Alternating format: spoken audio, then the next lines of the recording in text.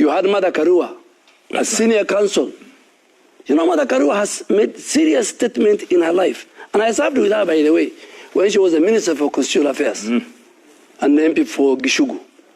One time she said that when she was a small girl, she came to Gatundu. There was an oath taking in 1969, and the oath was that the presidency should not move out of Mount Kenya, and specifically should not go to Nyanza. It's not me saying, it's Mother Karua. The same Mother Karua, in 2007, when I was elected first, is the one who took and made President Kibaki to be sworn in at night. And also, I was in ODM, I was with Prime Minister Raila Odinga. When we agitated, she said, once the president is sworn in, you wait for the next election. The same Mother Karua today is saying there will be a regime change, that we can remove William Ruto elected by the people of Kenya to serve under Article 131, that William Ruto can be sorted out unconstitutionally and removed before 2027. You have had the governor of Trans Nzoia saying today that it is possible to remove William Ruto. So there's none. I mean, you look at Northeastern is stable, Rift Valley is stable, Coast is stable, Central three-quarter is stable, Nyanza is stable, Western is okay, Eastern is stable. You find, you know, when you loot supermarkets, when you burn police stations, when you rape our women and our sisters, that is not the protest defined in Article 34 of the Constitution. Okay, Waziri, at the same time, you saw the pictures from Sabasaba. You saw the pictures in the streets. The youth are angry. They're angry. My friend, those were not youth. Those were goons. You must differentiate between.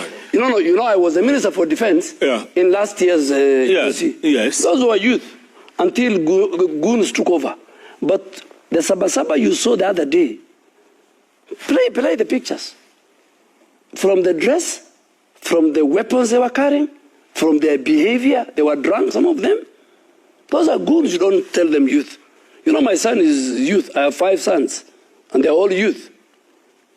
So when you say youth, that is demeaning them. The youth of Kenya were not there in Sabasaba. Okay. Let me ask you a fundamental question. Yeah.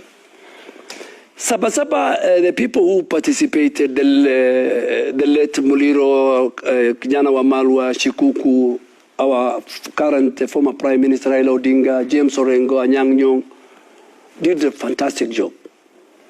That is the fruits that we enjoy today, the Constitution. There was Sabasaba. 10 years of Kibaki, there were no chaos. 10 years of Uhuru Kenyatta, there were no chaos. You know the problem in this country, people don't want to speak candid and frankly.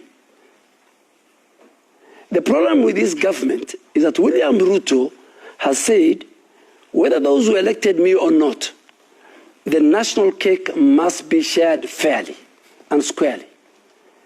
Now, that has become a problem to those who believe in shares, that only those who elected you must eat the cake. I'll give you a good example. Because I worked with President Kibaki, was from Mount Kenya. I knew. I was the biggest defender of President Uhuru. I knew he was from Mount Kenya, my good friend. Today in the cabinet, 8 of my colleagues, including the deputy president, come from Mount Kenya. When the whole of Northeastern has me, when the whole of Coast Province has 2, when the whole of Nyanza has 2, there are people who in this country who believe somebody from Nyanza should not become the Minister for Finance. So there is, you know, the people of the shares, they must come to the reality. The way some people don't believe in devolution, they must come to the reality that Kenya is one indivisible nation under one God. Okay, at the same time. So Kenya is okay. And I think today, for the first time, the president has exercised Article 131. The other thing people are asking, roadblocks belong to the police area. You have worked, you have covered many hotspots. Yeah. Who puts roadblocks? Police. Security agents. Who are the owners of tear gas? Police. Stations. Whose work is it to disperse crowds? Police. You know, I saw somebody saying, police should not put a roadblock. Police don't sell ice cream. Their tools of trade is tear gas. Their tools of trade is roadblock. Their tools of trade is to look for criminals. And this evening when I watched the president, I said yes. When he went to Kasarani and swore under Article 131, he doesn't share with anybody. There are things that the president doesn't share. The commander-in-chief of the Kenya Defense Forces, he doesn't share with anybody. There's no deputy. 3 things that he must do by holding the Bible. Number 1, he must defend and protect the Constitution. 2, he must defend the rule of law. And 3, he must defend the sovereignty of the nation by ensuring that there's peace and stability in our country. Okay, so at the same time, the youth are clamoring and saying, one term, one term. And all the way from trade... And one term is Mr. Rigiji, the depressed man. The youth are not saying one term. The youth are saying, we want jobs. The Gen Z are saying that? No, they're not saying. Gen Z are saying, we want stop to extrajudicial killing, which I agree. They're saying stop to abductions, not the one of Rigiji, because you know there are 2 sets of abductions. There is one which is artificial. I mean, a member for Juja abducted himself and took himself to Karen. In fact, I have told Shah not to pay his bills because he was not sick. There's a young man blogger who the Rana judge Chacha Mwita summoned the DCI. And before Amin went, the boy said, nobody abducted me, I was hiding somewhere.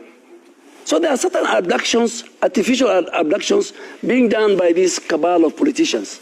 Mother Karua, Rigiji, and the likes.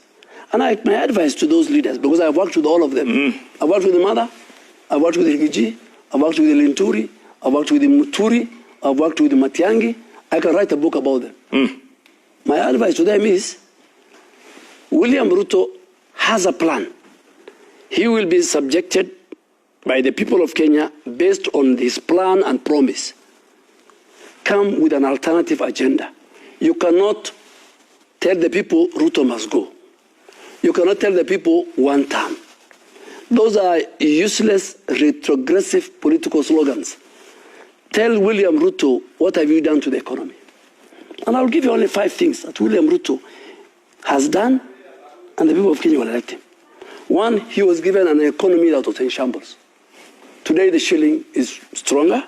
Today the inflation is low. Today our reserve, dollar reserve is very high. Today the price of food have come down, and that's why the inflation is down. Today he has subsidized production. Our sugar factories that were dying today are revived. For the first time in the history of Kenya, tea and coffee farmers are getting 100% more for their produce. Today, SHA is working. Today, affordable housing is working. And let me tell you about affordable housing. And tell the Kenyans, if you want to know affordable housing, read the history of the leader of Singapore. Yeah. What was his name? Lee Kuan Yew is a very progressive leader. I listened to his videos. When he built the housing projects, people refused to leave the slums and the informal center. He had to use the police. I have a mortgage. Members of parliament have a 35 million mortgage. They're living in very decent housing. They don't want their voters to live in decent places. And it is in the constitution. It's a right for you. Every Kenyan must get a decent housing. Healthcare is a right, Article 43. And that's why, going forward, the patient will be the boss, not the hospital anymore in Kenya. Yeah. Waziri, What did I say? the patient. The patient will be the boss, not the health facility. This is Legrand from Simple Generations.